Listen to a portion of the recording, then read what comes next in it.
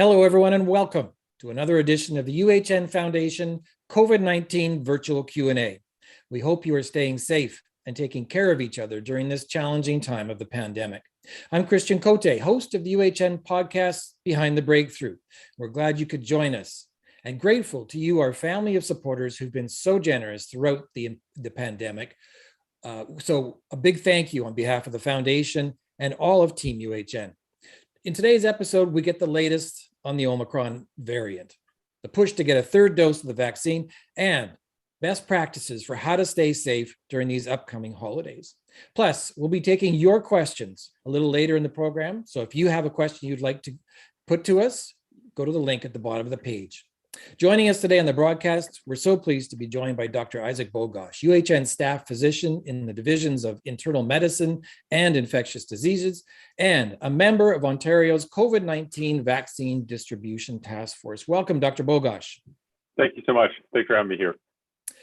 Isaac, let's break this down bit by bit, if we can, to find out, exactly what's happening here in terms of Omicron. This is the fifth variant of concern since the March 2020 pandemic was declared. What have you learned so far about Omicron's transmissibility? It's pretty transmissible. It's the real deal. I mean, when we look at that's what's called the R value, that basically is a measure of how fast an epidemic is growing or shrinking. The R value is pretty high. And the R value, what it means is basically for every person infected, how many more people are going to be infected? If your R value is greater than 1, you've got a growing epidemic. If your R value is less than 1, you've got a shrinking epidemic. Well, the R value for Omicron is anywhere between 3 and 4. And that's in the context of indoor mask wearing, public health measures, vaccination. Like, that's a pretty impressive R value. It appears that it's doubling in size every 2 to 3 days.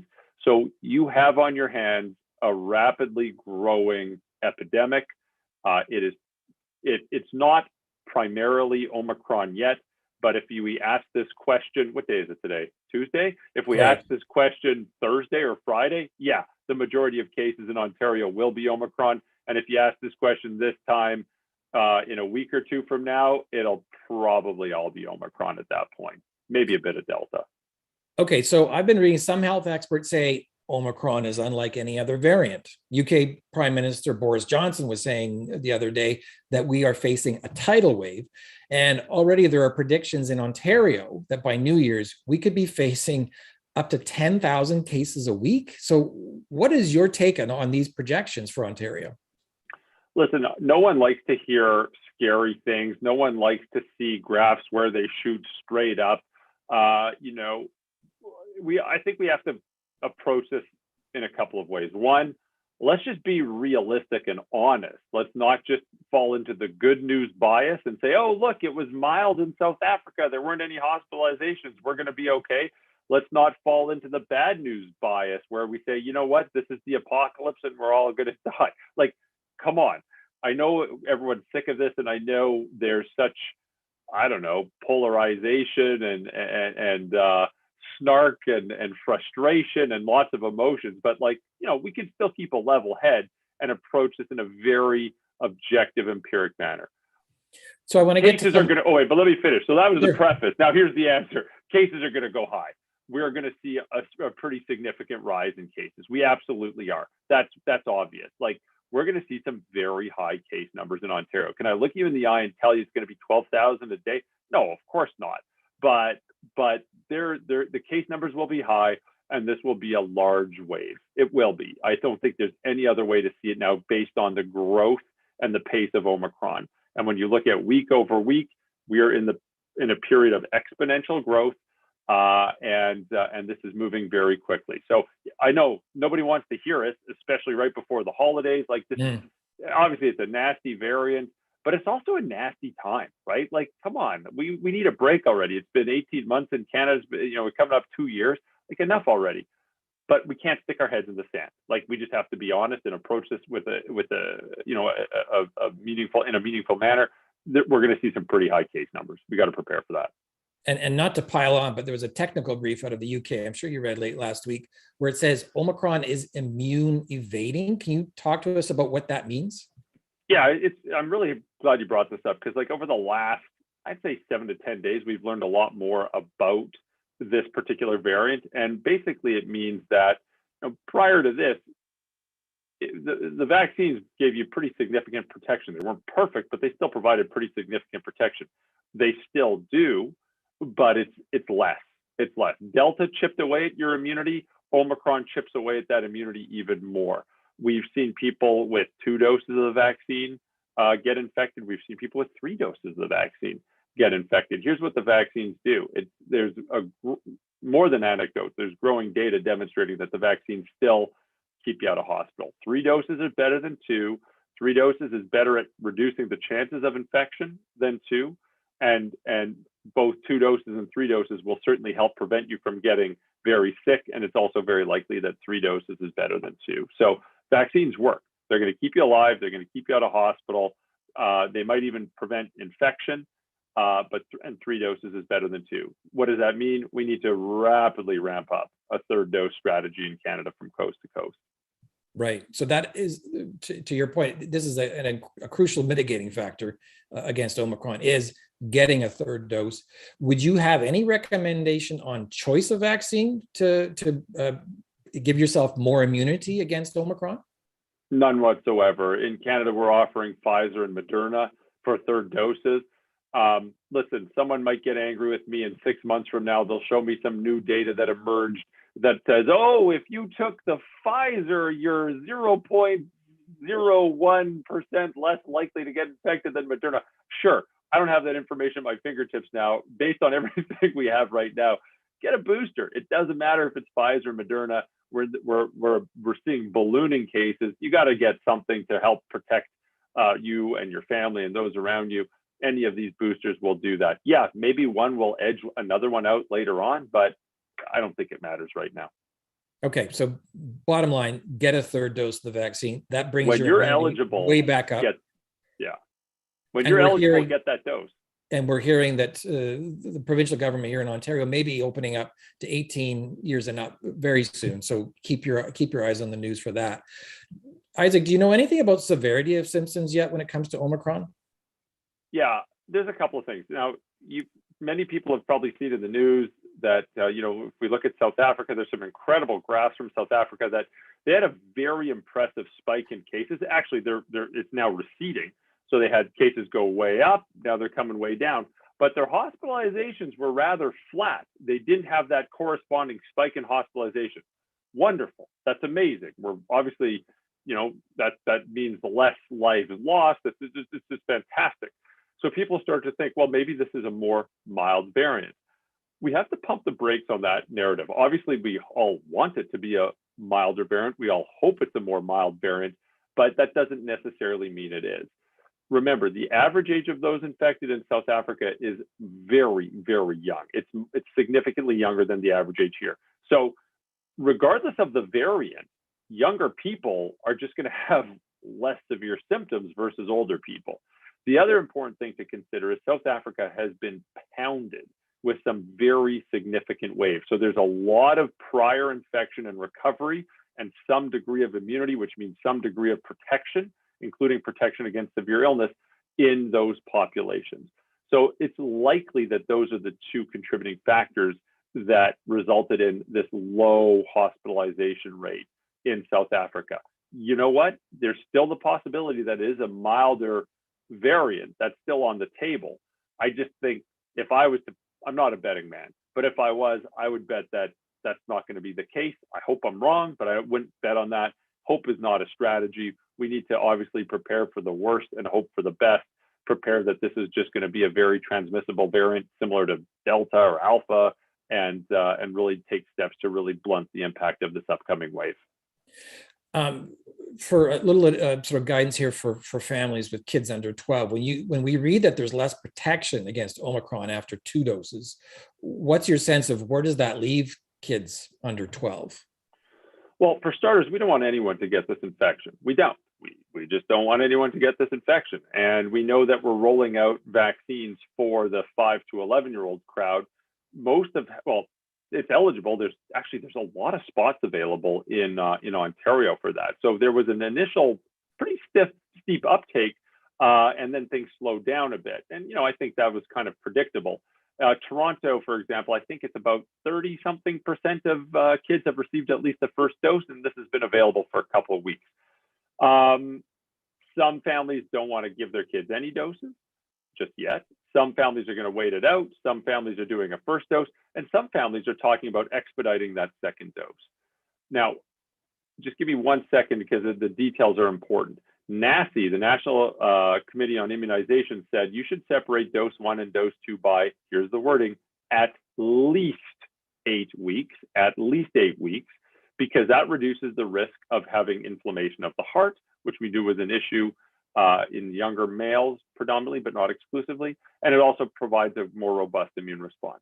Having said that, listen, we're in strange times and unprecedented times where you have a new variant that's sweeping through the country. And I think you'll see many parents might opt to shorten the duration and go shorter than that 8 weeks and maybe stick to a 3-week duration, which is what they're doing in the United States. As long as you're making an informed decision, you're doing something right. Okay, if you shorten the duration, you might increase that risk of inflammation of the heart, the myocarditis, but you will have you probably won't have the same degree of an immune response, whereas if you separated the doses by 8 weeks, but you're getting 2 doses in faster in the context of a variant that's extremely transmissible that's sweeping through the province. There's no one-size-fits-all answer. Maybe people whose kids are more prone to severe outcomes will opt to shorten the dose, like kids with underlying medical conditions. Maybe some families will choose that. Some kids might live in homes where there's an immunocompromised individual or a frail elderly individual, and they might choose to shorten the dose there. Okay, you can envision a lot of different reasons. The key point here is that's an individual decision. That's not a population policy. So we'll see people decide to do different things based on their own unique circumstances. Let's talk about another method that we can mitigate this Omicron wave. Given all that we've talked about, what's your recommendation, say, for Ontarians during this upcoming holiday season to limit potential exposure to the virus? Let's start, say, with holiday Christmas parties. Oh, I mean, come on. We've it's, what is it, December the something? I'm losing track. I don't even know the 14th. date or the date. 14th. 14th. Okay. So how many times have we heard already, very publicly in the news, of we had this party, big outbreak. We had that party, big outbreak. We had this gathering, big outbreak. You can't be surprised if you have a large gathering if there's an outbreak. You also can't be surprised if you have a small gathering if there's an outbreak. This is really transmissible, and there's a lot of it around. I think the key for the holidays is no one's canceling Christmas. Christmas isn't canceled, but you got to keep it small. Keep it small, keep it reasonable, make sure people are vaccinated, ventilate the rooms. I mean, obviously, so the knee-jerk reaction is say, oh, wear a mask, but give me a break. You're going to wear a mask at dinner? Come on, that's absolutely ridiculous. But you can have better ventilated rooms. You can ensure people are vaccinated with dose 1, 2, and eligible dose 3. If you've got access to rapid tests, that's another level and added layer of protection. If everyone has a negative rapid test before you, for example, go into those rooms together. Again, none of these are perfect, but they all add incremental safety and incremental benefit. So I think that those are reasonable approaches to take, but keep it small. Let's just drill down a little further in terms of families. Say if we're visiting with an older relative or families with young children, any guidance there? No blanket statements. You got to make a lot of this will basically boil down to individual risk thresholds and risk perception, right? You've got to be cognizant, at least we have to be cognizant that there may be people who are prone to more severe illness if they were to get infected. Elderly individuals, immunocompromised individuals, people with underlying medical conditions. We have to be cognizant that some people may be more prone to getting this infection and bringing it into that indoor environment based on what you do for a living, who you're exposed to. Are your kids in school? Or is there an outbreak or a large amount of COVID in your community at this time? And I think that's going to factor into all this decision making. We also have to I don't know how to frame this. I don't want to come across as cavalier because I'm not. I mean, we have to be careful here. But also, you can keep it small. You can take steps to keep things safer. think we also have to acknowledge that there's many people who really need this. And, it's been a long pandemic. It's been 18 months. They've done everything right. And they really need that social interaction. And that's important to acknowledge and recognize. And that's why I don't think we should do anything like cancel Christmas. We can just give people tools and options to have safer gatherings. There's a lot of grandparents out there that, they might be prone to more significant infection if they were infected. But again, not nice to think about, but people might be thinking, how many good years do I have left on Earth? How many more Christmases do I actually have? I've done everything right. I'm taking advantage of this Christmas, and we're going to have a wonderful time together. We're just going to keep it small and do everything we can to keep safe. I think that's a very reasonable approach as well. Appreciate it. There's one more thing in terms of travel at this point. The World Health Organization, I read recently, I think was urging people over 60 not to travel because of the increased risk of Omicron. Would you endorse that here for the plus 60 crowd in Ontario? Well, for starters, I don't know if we'll have that option anymore. I heard the federal government's meeting about additional travel restrictions as we talk. So very curious to see after this call what comes out of those meetings. Listen, with travel, we have to be mindful of a few things. Number one, we're in a period of tremendous uncertainty and the rules are rapidly changing. You cannot get upset. Let me rephrase that. You should not get upset. You can get upset, but you can't be surprised if the rules change while you're out. I now have to quarantine. I now have to do this test. I now have to do that test. I have to stay in this one. Listen, buyer beware. The rules are changing. You can get the rug pulled out from underneath you at any time. Don't be alarmed. The next point too is if you go away and leave the country and test positive, you're not coming back for another 2 weeks. So, that trip to the Caribbean might be extended. And listen, there could be worse places to be. But again, I think we just have to acknowledge that you might not be able to come home as soon as you wanted to, and there will be disruptions. The third thing too is there's an inconvenience factor. I mean, I traveled for work very recently. I was in West Africa for work a couple of weeks ago. It's a pain in the butt. It's nothing is easy, and it's a big schlep, and it's a big inconvenience. So people have to acknowledge it's like this is not like the good old days. So the last thing is, health. You obviously have to be careful of your health. Like, what if you get sick? Is there health care? You can have all the travel and health insurance on the planet, but if the healthcare system where you're going to is completely overwhelmed, that doesn't help you because there's no one to take care of you. So really be mindful of where you're going, how you're getting there. Do you have insurance? Do you have cancellation and health insurance with the healthcare capacity of where you're going? Are you okay if your travel plans blow up while you're abroad? Tremendous period of uncertainty.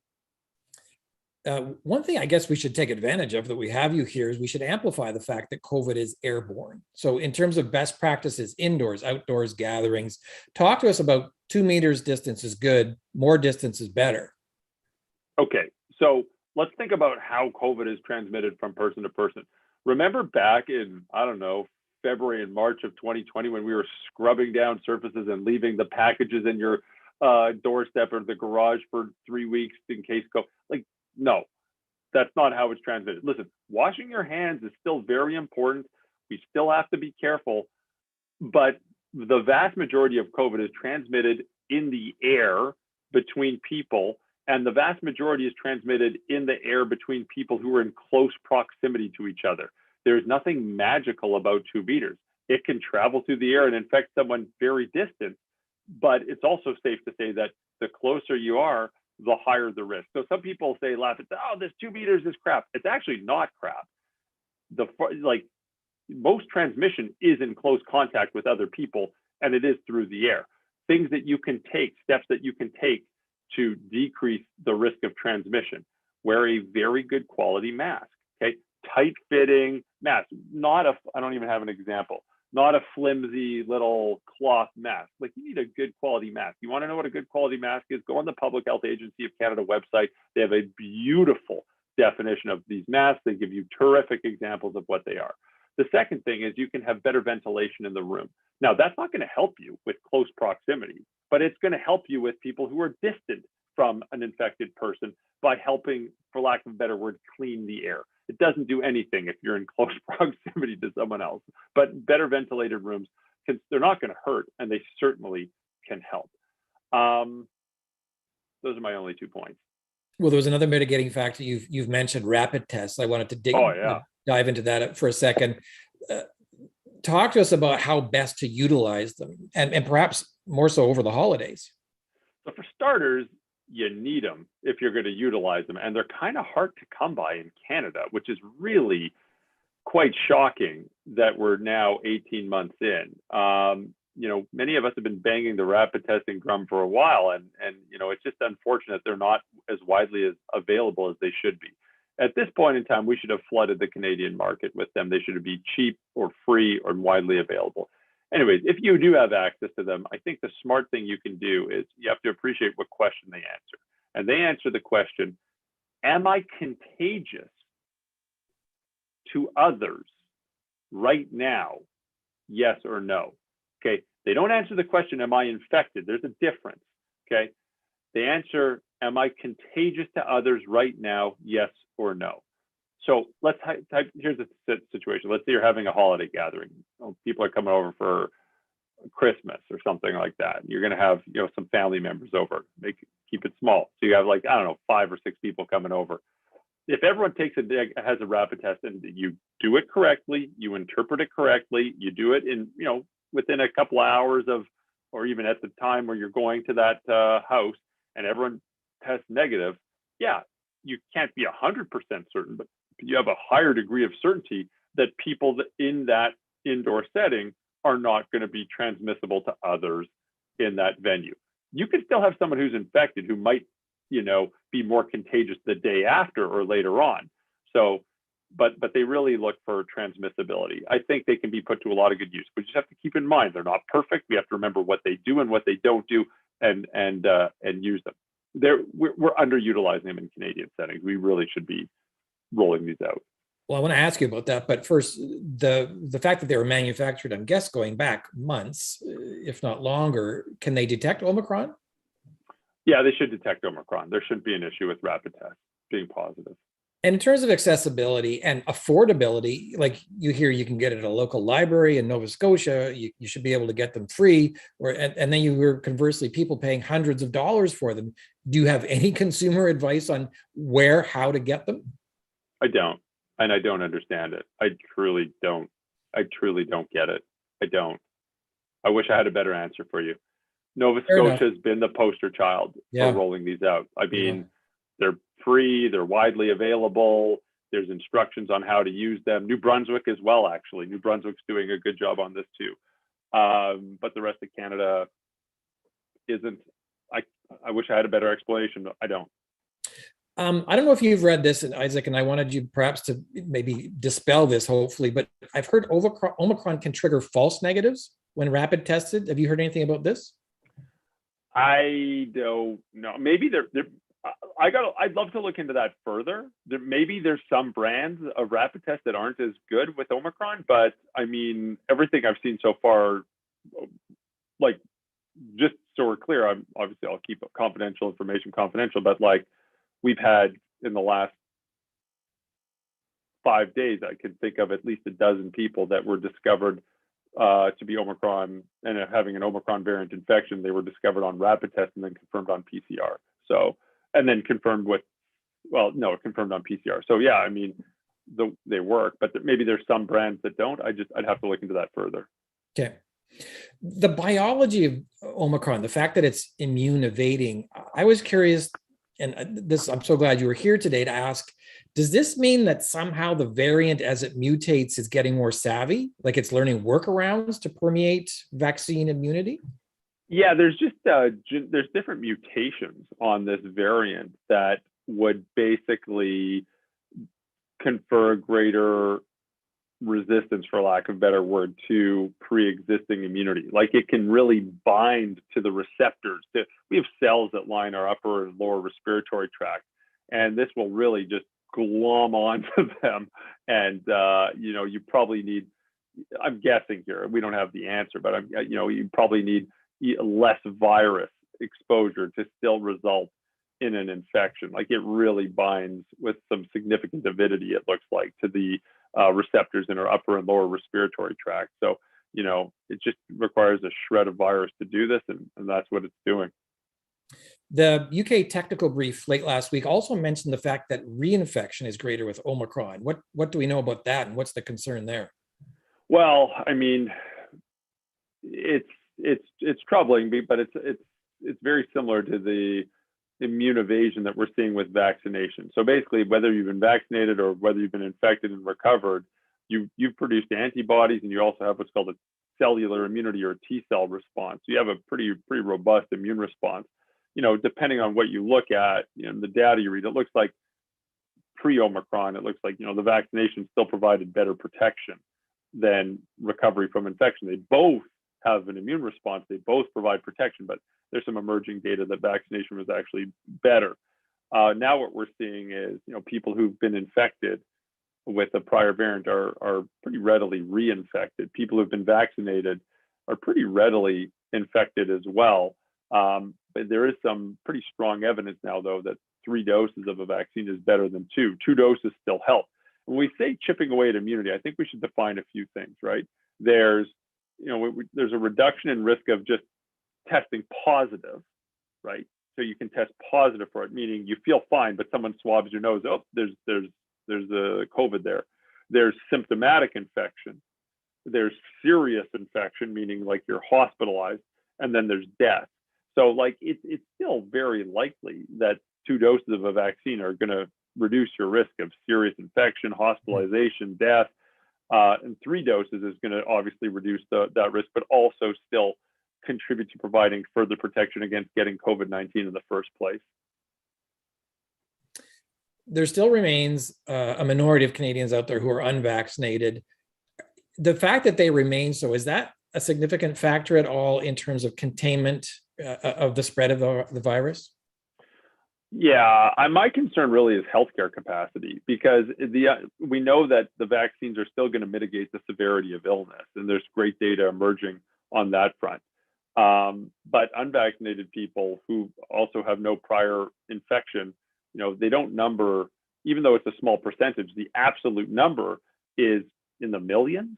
That's a lot of people. Mm-hmm. And if you're, in the 40 plus crowd, unvaccinated with no prior immunity, and you get an infection, you can end up needing to seek healthcare. You can end up in the hospital. You can end up in the ICU, and you can die.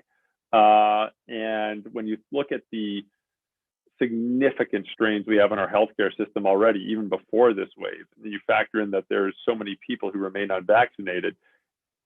Even though the percentage of vaccinated people is very, very high, and wonderful, congrats, you did the right thing, and that helps us as a country, and obviously helps you as an individual. The absolute number, not the percentage, the absolute number of people who are unvaccinated, who are at risk of hospitalization, is high. And that has the potential to really stretch or even overwhelm our healthcare system capacity. I think, listen, there's no sugarcoating anything. I'm not here to just give good news and have good news bias. Like, we just have to have honest conversations. Like, we're in for a rough December and January. We absolutely are. The cases are going to be high, and the healthcare systems from coast to coast are going to be stretched. We have to prepare for it. We have to act decisively, and the way to act decisively right now is to really get 3rd doses in as many people as possible, plus also get 1st and 2nd doses in as many people as possible as we can. And that's one of the best ways we can prepare for this.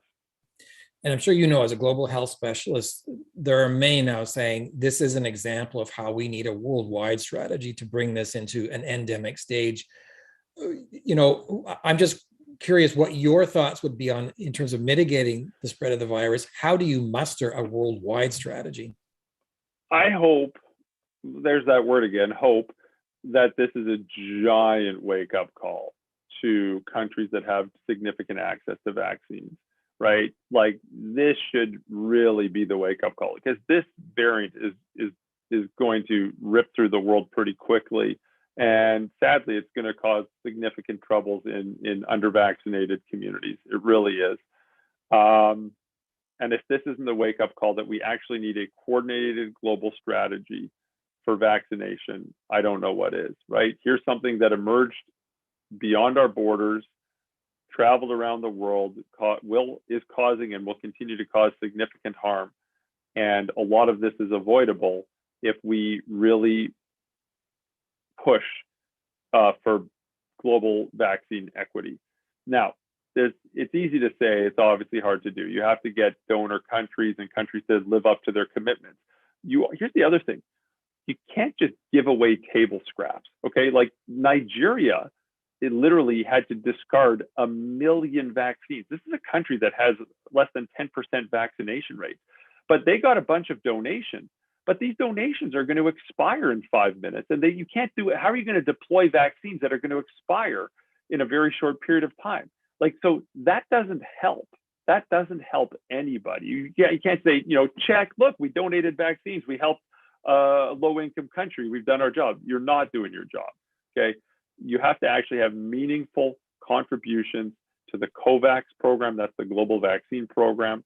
And that's a short-term Band-Aid solution, right? You actually need medium and long-term solutions, which are production, sharing of information and production facilities in low-income countries, so you're not reliant on charitable donations from other high-income countries.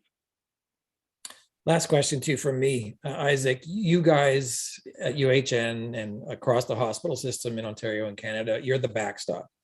And we have been hearing so much now about staff burnout, low morale.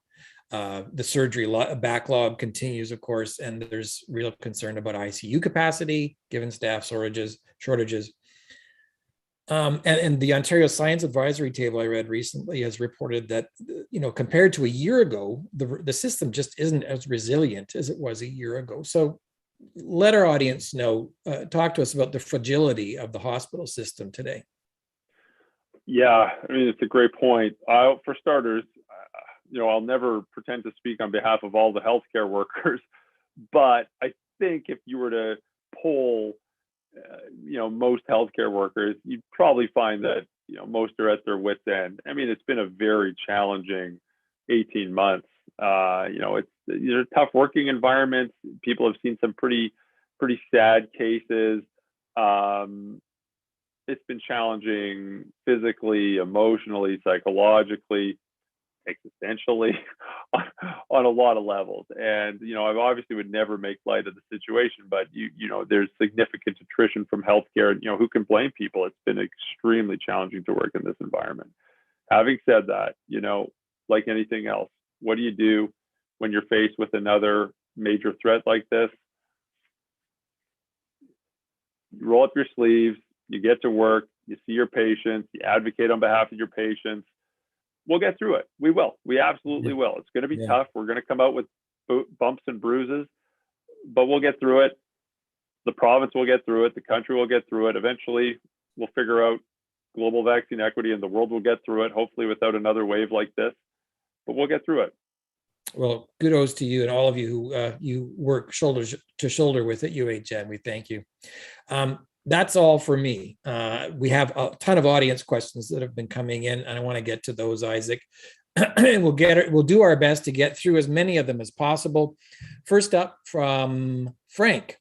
Some experts have suggested that the Omicron variant might represent a doomsday scenario, while others have suggested this new variant may be the sputtering of a waning pandemic. Can you explain the reasoning behind either of these theories, as well as your view of the prognosis for the pandemic? Okay, so Frank's got a great question. We sort of touched upon some of those earlier. I think in terms of projections, listen, if someone's giving you a projection that extends more than 8 weeks from where we're at, a big red flag should go up that they don't know what they're talking about. It's okay to think about it, but I can't look you in the eye and tell you what direction this is going to go. I can't tell you that all pandemics end. I can tell you that all waves will come down after they ascend. I can tell you that eventually this will go away. And by go away, I mean it won't go away. It will not impact us as significantly as it is now, because we will all have immunity either from hopefully vaccination, but some through recovery of infection. And, Omicron, specific to Omicron, forget doomsday or sugarcoating, like you're going to have a big wave. We're going to have a big wave. It's going to stretch our healthcare system. We can take steps to blunt this wave, but not stop it. Let's take those steps and be decisive, bolster our healthcare system as much as we can in the short time that we have before things really start to take off, which they already have. And again, we'll get through it. But I think we're in for a pretty turbulent December and January. Next up from Beth. How many days after attending a large gathering event, sporting event, theater, etc., should one use a rapid test if asymptomatic? So step one, probably should rethink about attending a large indoor gathering with thousands of other people that have inconsistent mask use and unclear ventilation status. When we're talking about this on December 14th, 2021, with mushrooming cases and a very transmissible variant that evades some protection from vaccination. Let's just get that off the table. Now, hypothetically, if you do go to that event, when should you use your rapid test? Yeah, I mean, this probably has a shorter incubation period. Obviously, if you're symptomatic, you should do the rapid test, but anywhere from 2 to 3 days afterwards, if you start testing daily for a few days, if you're going to be positive, you'll probably catch it at some point in the, between a 2 to 5 day window. Next up, with many up to 14 days, though. It can take up to 14. It would be unusual for it to be at 14 days. Most are going to be in the 2 to 5 day range. Most people that will turn positive will be in 2 to 5 days. Pardon me. Go ahead. Fair enough. Next question. With many asymptomatic and breakthrough cases, how is it safe to dine with other vaccinated people in restaurants with no contact tracing, never mind in other people's homes without first doing rapid testing? Yes. Agreed. Yes. I don't have anything to add to that. How is it safe to dine in a big restaurant? Again, you can choose to do it. You just can't be surprised if someone contacts you and says, you know what, there was a positive case in this restaurant. Again, you can choose to do it, and you can take steps to protect yourself by being vaccinated. You can wear your mask when you're not eating. You absolutely can. The rules say you can do it. That means you can do it. You can also choose to not do it as well. And you also shouldn't be surprised if you get contacted that there's a positive case, and you just can't get surprised if you're either exposed or you get contacted to isolate, because we're seeing more and more of that happen. Next question from Tom. How likely is a vaccinated person to transmit virus to others? In the Delta era, I could give you better statistics. I don't know in the Omicron era. In the Delta era, which we're still sort of in, but unfortunately not for long, No. We know that people could still get infected and could still transmit, but they were just less likely to transmit to other people. I would hazard to guess, and this is a speculation, that if someone has 3 doses of a vaccine and gets infected, they're probably still less likely to transmit to others than people with 2 doses of a vaccine, than 1 dose of a vaccine, or with no doses of a vaccine. It's not going to be 0, but I bet that it's lower risk with 3 doses of a vaccine. That's an educated guess. I have 0 data to back that up. Next up, does the effectiveness of the mRNA booster 3rd shot still take the 2 weeks to optimize after injection? And what is then the efficacy long-term of the cumulative 3 jabs? It's probably shorter than the 2 weeks, and you probably have a much greater protection about a week or so after that booster vaccine. I don't think there's anything magical about 7 days after the 3rd dose, but you probably start to have pretty significant protection around that time. What is the long-term cumulative efficacy or effectiveness of 3 jabs? I don't know. Nobody knows that. We have no crystal balls. It'll be very interesting to see what it is in the Omicron era. Obviously, it's going to be reduced versus Delta.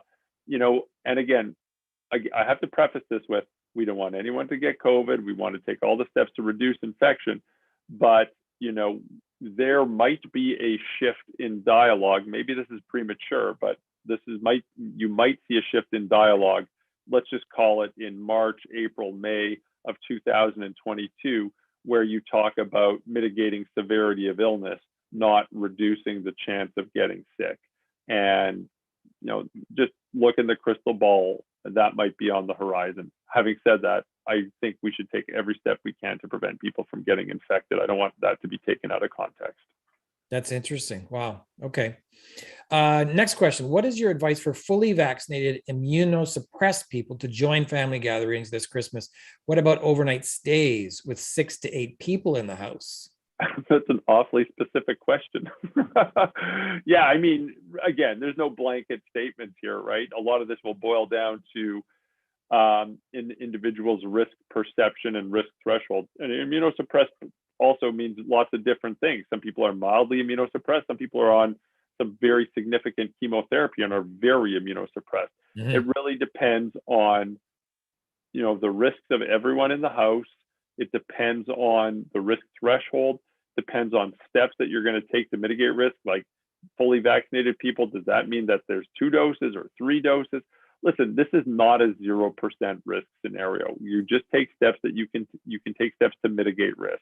You can have better ventilation. That's not perfect. It just helps a little bit. You can have vaccination. It's not perfect. It just helps a little bit. You can choose to limit the number of people in the house. That just helps a little bit. You can choose to add rapid tests. That just helps a little bit. But it does not eliminate risk. It does not eliminate risk. We are not in a risk-free era, and that has to be hammered home. So nothing you do is going to say, you know what, this is okay. And some people, I think the other important point that we don't discuss enough is some people just aren't going to be comfortable doing this, and that's okay, right? That's okay. Like if you're just going to be miserable going to a dinner party where everyone's rapid testing and everyone's vaccinated, and you're just not going to enjoy it, maybe you should rethink going in the first place. Mm-hmm. So that's a cumbersome answer to that question. Sorry. No, it shows like a lot of this is very nuanced. So appreciate it. Of course. People Next want up me from- to, you know what? People ask the doctors, they say, can I go here? And like, well, how the hell am I supposed to tell if you can go there? You can do whatever you like. We can walk through it together and talk about the risks, the benefits, what you can do to decrease the chance of infection. But I'm not, like anything else in medicine, I'm not here to tell you what you can and can't do. We're here to walk through this together and help people make an informed decision for themselves. Now, don't get me, just to be clear, there's some things people say, should I do this? The answer is no. Are you nuts? Like, of course not. but things like this are a little more nuanced. And Absolutely. Absolutely. From Haley, CDC and now possibly the UK have either approved or recommended a 4th dose for the immunosuppressed. What is Canada, Ontario's position on that issue? There's chatter, but there's no action.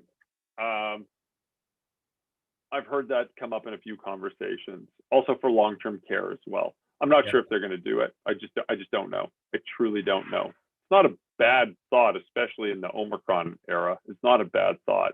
I didn't know the UK or the CDC have approved or recommended that. I will double check. I know there's talk, but I haven't seen any action anywhere globally for that, to be honest. Do disposable masks have more protection than cloth mask? If by disposable mask, you mean a sturdy, multiple layered mask like an N95, yeah, they do. They absolutely do. N95 masks are, I think you might be considering those disposable, but they're pretty sturdy and they're good. The other important point too is you gotta, like, a tight fitting mask that's of high quality is really what's important. People get hung up on the N95, which is certainly a very good mask, don't get me wrong, but if you're wearing it and it's hanging off your face and it's not tight fitting, you're not getting that protection that an N95 should afford you. So tight fitting mask, high quality is important. Please get all the details from the Public Health Agency of Canada website. They go through this in very good detail. The other important point here is, I wouldn't say all cloth masks are junk. You have multiple layer cloth masks. Like, some of them are actually pretty high quality and very tight fitting. And I would wager that would be better than a very poorly fit N95 mask. So mask fit and mask quality are important.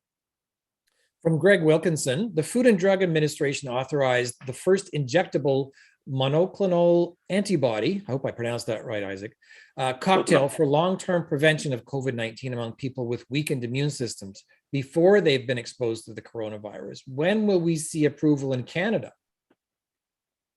I don't know. Like, I don't know. I mean, we do have monoclonal antibodies in Canada. They are rolling out. This is excellent. This is excellent, where you can preemptively infuse somebody with monoclonal antibodies. I saw this. The CDC was very proactive on this, and it might help protect people against getting this infection or mitigating severity. And it's a smart, proactive approach. There are monoclonals that we do administer in hospital settings. There's an outpatient clinic in Hamilton. McMaster's doing that as well. It's very slow, and the uptake is question, but it's still important, is the tablets. Now, there's some new tablets that appear to be very good in reducing the risk of severe infection. If someone's infected, it just significantly reduces the rate of hospitalization and death. And they're not yet approved in Canada, but hopefully they will be approved soon. I think those therapeutics will be very helpful, especially for outpatients. We have good therapies for people that are hospitalized, but now we actually have better therapies for people who are not hospitalized. And pills are so much better than, for example, an infusion, which is cumbersome and challenging to do. So the Pfizer pill looked actually quite promising. Merck's didn't look as good, but Pfizer's looked really good. I hope we see that roll out in Canadian settings soon, because I think we can put them to good use. Here's an interesting what if for you, Isaac. If 100% of the population on Earth were vaccinated, would the virus mutate in a manner that defied the vaxxers, just in order to find hosts it could infect? When you're at the end of your day and you're exhausted, and you just want to say, like, I don't know, but I'm not going to say that. I'm going to actually think about this.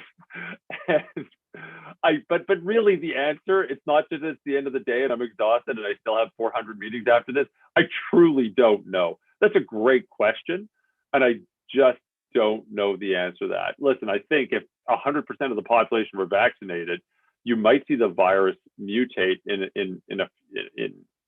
a manner that's really reflective of the evolutionary pressures that's placed on it.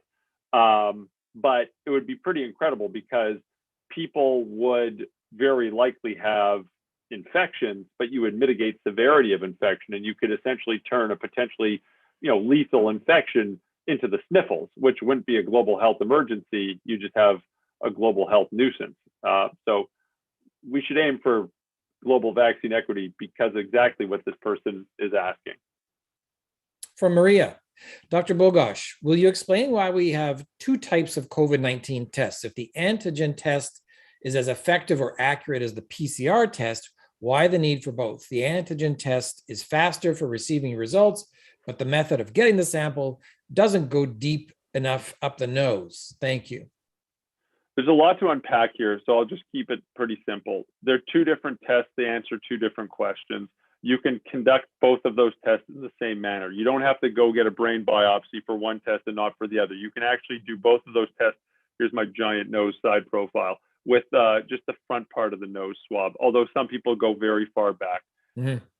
So antigen tests, sometimes known as rapid tests, okay? They address the question, am I contagious to other people right now, yes or no? That's what the antigen test answers. That's a different question than the PCR test, which answers the question, do I have shreds of virus genetic material in the back of my nose right now, yes or no? Those are different questions, okay? You can have a positive PCR test at various stages of your infection. You can have a positive PCR test and feel just fine because the virus is just taken off in your system. It's available, but you don't have any symptoms, okay? You can also have a virus positive PCR test when you're rip-roaring contagious to others, when you feel crummy, and your PCR test can stay positive long after you've recovered. You feel better, you feel fine. You're not contagious to others, but you still have shreds of virus genetic material in the back of your nose weeks after you've recovered, and your PCR test will still be positive, okay? It's a very sensitive test. The antigen test, remember, just answers the question, am I contagious to others right now? So you can have a negative antigen test, meaning I'm not really contagious to others right now, but I don't know, 6, 7, 8 hours later, you could be transmissible to others. You could be brewing, for lack of a better word, COVID-19 in your body, have a negative antigen test, meaning you're not really going to transmit this to anyone else, but you are in a few hours later. So a negative antigen test is helpful for that time period. It's not Exactly. a get out of jail free card for the next week or so. Right. From Dan, based on Toronto data, it looks like people over 65 years old are 20% of cases, but over 65 are 67% of people in hospital or worse, ICU death. It doesn't say what the breakdown between vax and unvax is for that 67%. Do you know? Also, is it simply age that's driving that, or is it something else? Thanks. Okay, 2 points. One, risk factors for severe outcomes are age, followed by a few medical comorbidities. Age is a very significant risk factor. And as you go up by a decade, you've got these massive rises in risk for severe infection.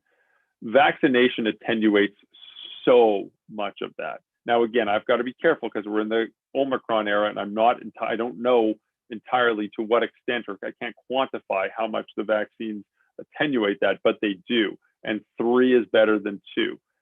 If you will go on www.google.com and go on Ontario Science Table, you will see the epidemiologic reports, and you will see these beautiful graphs that show vaccinated versus unvaccinated for infection, hospitalization, ICU stay.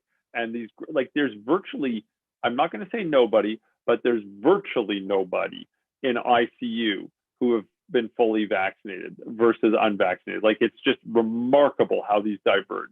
Same with hospitalization. Now, cases, we know the vaccines aren't perfect. People can get vaccinated and still get COVID. So that, but even the vaccines reduce the risk of getting the infection. Now, here's a giant grain of salt. Omicron's taking over. Omicron's here. I'm not entirely sure to what extent those graphs will look like afterwards, but you can be sure that 2 and especially 3 doses of vaccines will definitely be a factor in preventing people from being hospitalized and being in the ICU. And probably 3 doses will still have some prevention of getting the infection in the first place. Exactly. Brenda has 2 questions for you. Is there a way to distinguish immune status from previous COVID infections versus from the vaccine? And if so, is that test available from community lab sites? And 2, if COVID antibodies wane over time, could T-cell immunity still confer protection in spite of negative or low antibody results? So question number 1, theoretically, you can get different antibody tests that look at the vaccine antibodies versus, you can theoretically do it. It just doesn't actually work out in real life. Let's put it that way. So she wants to know if you can take a test that distinguishes, did you get COVID or were you vaccinated? On paper, I could say, yeah, we could probably do that. It just doesn't work. So, like, don't bother.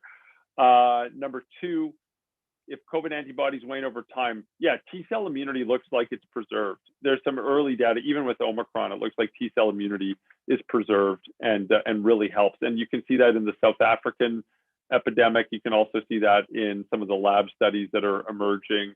And yeah, I think the T-cell response, the cell-mediated response, it's an important branch of the immune system. It's going to be extremely important in this coming wave. From Sally, hi, first of all, thank you for everything you've done and are doing for our health. I'm a teacher and wondering if you foresee schools closing for a period of time. I mean, I don't know. I wouldn't be surprised. I mean, no one wants to hear it, but they've been when you hear politicians talking about it publicly, when you hear the chief medical officer of health talking about it publicly, yeah, you know, I think it's fair to say that it's on the table. Will they actually pull the trigger? I don't know, but I wouldn't be surprised. But it's entered public conversations and press conferences. So guaranteed it's being strongly considered at some point or at some levels. I wouldn't be surprised if we see it. Hopefully, if they do it, it's not for long. Yeah. Does taking Advil or naproxen for vaccine side effects impact the efficacy of the vaccine? I saw some studies indicating it could. It's a great question. In fact, there is evidence that it actually can. It's acetaminophen as well. So rather than pre-treat with a product like this, don't. Just get the vaccine. And hey, if you feel crummy afterwards, or if you need something afterwards to mitigate some of the symptoms, then you can take it. But just don't pre-treat yourself with, a product like Advil or naproxen or acetaminophen, Tylenol. This is from Margaret and Bill. I'm not sure if you have the answer for this. We live in Kingston, previously an area with a very low incidence of COVID cases, but now we have one of the highest counts in Ontario. We have heard that this is not surprising. Please explain why. Well, I mean, the epidemiology in the Kingston outbreak is pretty interesting. There's a ton of infection in the young 20-year-old crowd. There might be lots of different drivers to this, but one of the drivers, I'm not blaming those kids, but one of the drivers is those kids and university students getting together. And, so that certainly has contributed to amplifying the outbreak. There might be other contributors, but that's certainly one of them. This is probably the question here from Ruth is probably going to be have to be our last one. Could you please discuss the safety of the vaccines for children under 5 and what you think the timeline for them might be? So there are studies. So point one, they are vaccinating 2 years and up in some countries with vaccines that we don't have available here in Canada. Number two, there are studies that are underway and in the process of being completed for the 2 to 5-year-old crowd, and those data are not available. Number three, I'm not a betting person, but I would guess that we'll hear more of them and have some chatter in the later spring, mid to late spring 2022, like April, May would be my guess. Maybe another 6 months, we'll probably hear more about those. That's just a guess. And with that, we have come to the end of our time today. I want to thank all of you out there in the audience for joining us and sending in your questions. Really appreciate it. And to our special guest, Dr. Isaac Bogoch, UHN staff physician in the divisions of internal medicine and infectious diseases. We really appreciate you taking time out of your busy day to join us and share your insights and expertise. My pleasure. Have a great day. This live stream will be available on the UHN Foundation YouTube page. And finally, donor support, as always, as we discussed today, your dollars fuel research initiatives at UHN to help kickstart UHN science and working to improve and discover new treatments for patients suffering from COVID. So if you're able to give, we ask you to consider making a donation. Go to www.uhnfoundation, that's UHN Foundation, all one word, .ca/help. Thanks for tuning in, everyone. We'll be back in the new year. Keep an eye on your email inbox. And in the meantime, mask up, get vaccinated, stay safe, everyone.